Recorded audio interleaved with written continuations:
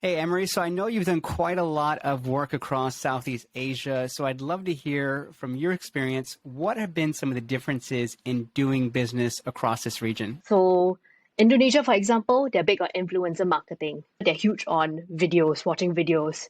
I think they're also huge on following influencers, social KOLs, and things like that. Yeah, and you mentioned influencer marketing being big in Indonesia and Malaysia.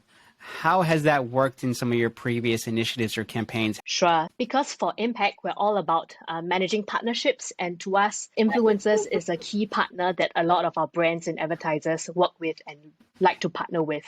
So for Indonesia, we don't go in with the spiel on focusing on affiliate marketing because they might not be so well versed in that. We go through the influencer marketing uh, angle. Through that, at least they understand where we're coming from. They're able to relate to say, hey, okay, influencer partnerships is something that is big, it's growing, and right now it's moving from just focusing on just them building a brand awareness for you. It can move towards generating revenue for you as well. Yeah, so if you mentioned they understand influencer marketing, it's about giving them more idea in terms of how to get the most out of it. I think we want to show them that there's more to just measuring your vanity metrics, like your engagement. Yeah, there's you can get a lot more out of it. You can get a lot more ROI out of it. Okay.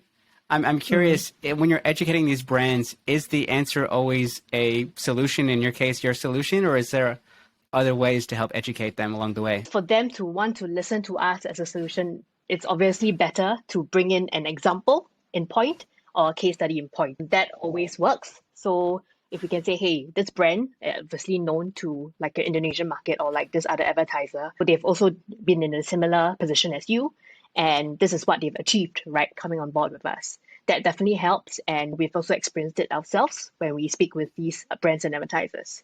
Got it. Okay. And last Mm. time we talked about if you don't have those local case studies, because a lot of North American and European companies are trying to expand it into Asia Pacific, even out of ANZ, and maybe they don't have the right or enough use cases or case studies. How can they help educate or reach some of these potential Southeast Asia? Actually, I think it helps having a counterpart, a local counterpart in that specific market, just because having someone positioned there physically there is a little bit easier to connect and relate to with the locals there. I think while a new startup that's coming from the US who's trying to set up foot here in Southeast Asia, it's important to build some brand credibility first. Whether is it partnering the big organizations or agencies in that local market, maybe trying to garner some PR as well, participation in industry events, bodies, and definitely I think partnering with the big associations there might help because these associations, for example, in Malaysia, there's your Malaysia Digital Association and MDEC.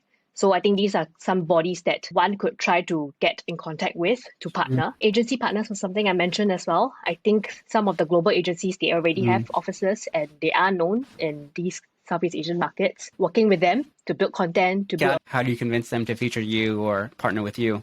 Yeah, okay. I think also, once again, this boils down to understanding the market quite well. So I think in Malaysia, Indonesia, or well, for Malaysia first, I think they're still under trying to push, the government is still trying to push for digital transformation, ensuring that businesses are moving ahead of times. And I think Malaysia tends to look also quite much to the West for inspiration and advancements.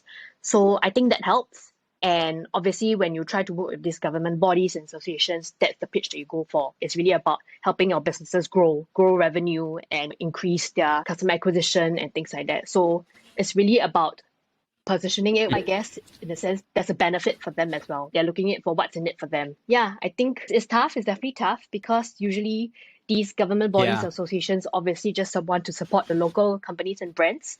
That's why I said it's helpful that you have someone local there, right? You can say, oh, actually, I have some of my people, I have some employees here who are working in Malaysia and the Okay, so Malaysians as well. I heard two different things. One of which That is taking definitely kind of a helps as top-down well. Yeah. approach. If the government is saying, well, we Yeah. want to be going towards this goal, then you reiterate some of that messaging back into your pitch to government bodies, and then also reinforcing the point that you do have people on the ground, whether it's employees or even partners. So even if it's an external partner, do you think it still carries the same weight? Like I said, if you're working with a third-party agency or partner, and we say, hey, we're working with these guys, do you think that helps with these local conversations? These big partners in the local counterparts, I think they are globally known. So, for example, like your big agency partners, they have offices already in Southeast Asia, and brands and advertisers there, they already trust them.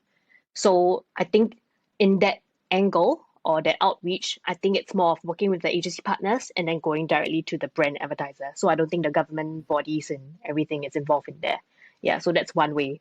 Another way then is to be a bit more involved or trying to partner with the government bodies or digital associations kind of thing.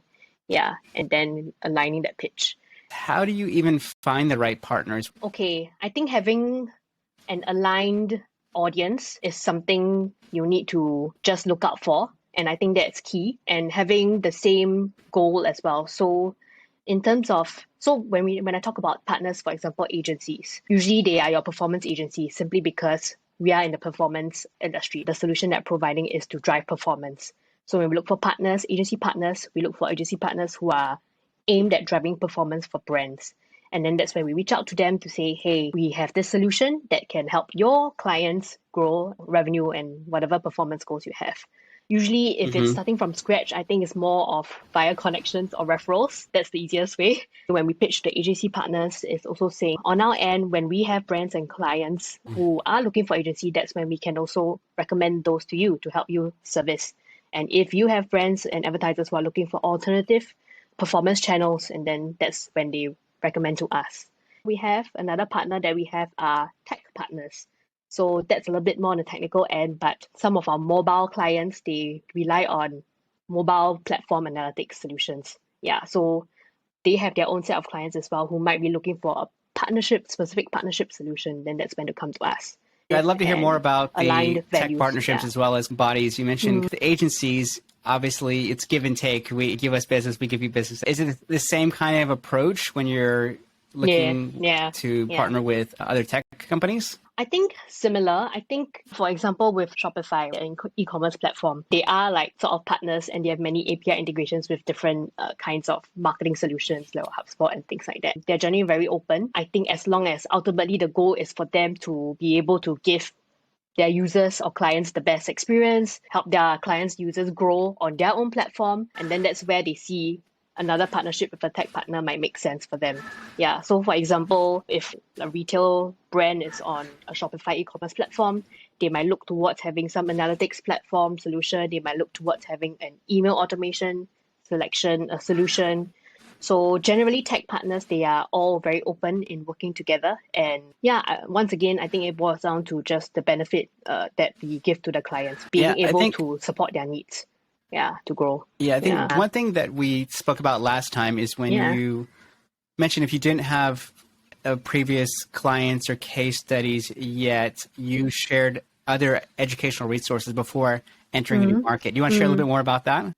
Yeah, sure. Okay, definitely case studies with real life examples are great in pushing leads down the funnel. But of course, if you don't have any local examples yet, I think creating educational content, useful content that relates to the market there will be also useful in both creating awareness and also generating interest in your content. So things like white paper research, ebooks on how-to guides, and it's all nothing about our company. It's really just how to do influencer marketing, how to do affiliate marketing. It's a way of also positioning ourselves as a thought leader in this space. Like I said, it's really nothing about us. It's just useful content. It's really to bring them in on the top funnel, and then we'll put them through a nurture stream to just explain a little bit more about what it means and then what's the potential for these different channels. Yeah, I think besides use cases, I think adding some brand logos will also help, to be honest, if your company has some of that. I think it's just some assurance and credibility on their end.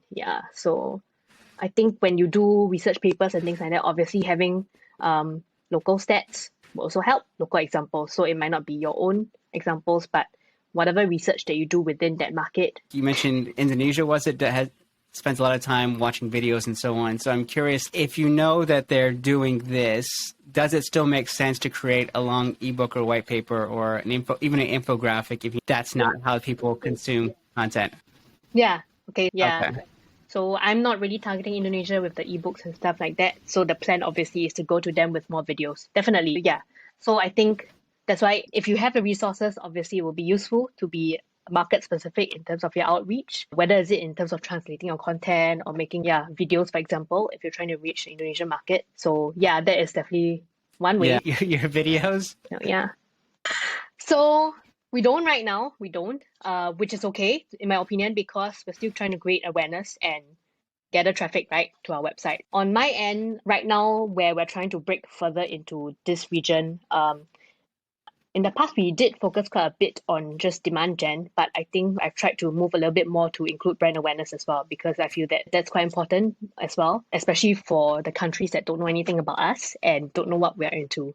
So demand gen is great for generating leads, but I don't know how long that will be, right? We still have to maintain that always on awareness line as well. So that can be through videos which are ungated, but it can be short snippet ones that are relatable, they're not technical or anything, but yeah, videos are that's coming great. up The reason I soon, said that so is I'd love to see more brands doing kind of bite-sized snippet videos. I think we do quite a lot. We do some for our clients as well too. And the challenge with that is, goes back to as a marketer, they'll always ask you, how many leads do I have this week? These don't necessarily equate to that. Yeah. But I think that it goes back to, like you said, people don't know about your brand, and I think most people, we can't assume, unless you're an Apple or a Samsung, you can't assume that anyone has ever heard of your brand. So I think there's still a lot of value in creating these bite-sized video snippets. And then you can look at the correlation. Obviously, you're looking at, are more people visiting your website? Are they searching for you more as a result of you publishing some of these videos? And that will actually have a much bigger impact. But I'm aligned with you. Yeah. I'm all for building the brand a little bit more, actually, rather than just focus on the bottom funnel and the lead gen, simply because we're not an Apple or Samsung, and they do. I was gonna say, even those guys, they still spend a lot. Exactly. Yeah, exactly. Because I think it's important to have that branding and brand credibility, and just reinforcing. I think it humanizes us in a way. It allows you to play up your brand or position your brand in a specific way as well. So I just wanted to add on as well, because I came from a B2C marketing background. And I realized B2B marketers also maybe have a slightly different way of approaching their audiences and things like that. But I think B2B marketers can still be as creative as B2C marketers in terms of creating content and fun things, infotaining content, videos and whatever. So I'm curious because B2C and B2B, one of the biggest differences is the ticket size and the sales cycle. And I'm curious, like, in your experience, does the B2B funnel even makes sense? Nurturing is very important in B2B, I think a lot more than B2C. So that's something I've discovered as well. Simply because, the actual conversion or sales cycle takes a couple of months, because there's so many stakeholders involved. There's the big investment and things like that. Do you think there are other platforms beyond email in which to nurture? So for example, a big tech company reached out to us and they said, Joe, I've been following you for 3 years on LinkedIn, for example. So you didn't know it, but I've been your nurture stream or your pipeline for the past 3 years because I've been following you on social. So that's something that I'd love for other B2B companies to do. Not think of social as just, we're going to upload this white paper and do this LinkedIn ad to it and try to get as many emails as possible. That's one approach, but I'd love to see others go back to what you were saying, is create like these video snippets, like a series, in which basically what we're doing, how we built the business. LinkedIn is powerful for B2B. That is something we can't deny. What I tried in the past as well, and what we've tried, I think, as a team here, is to actually have an internal team social posting calendar, especially for the key people like myself, my GM, my account executive, my business development, the key people who are always speaking to the brand prospects.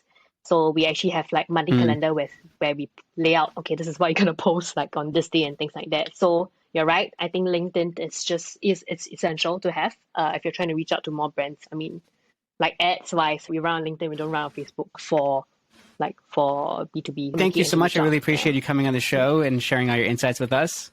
Yeah, my pleasure. And thank you guys, as always, for watching. I really appreciate it. If you guys have any questions for myself or Emery, put them in the comments. If you have questions about influencer marketing or affiliate marketing, let us know. Otherwise, thank you guys so much, and we'll see you soon.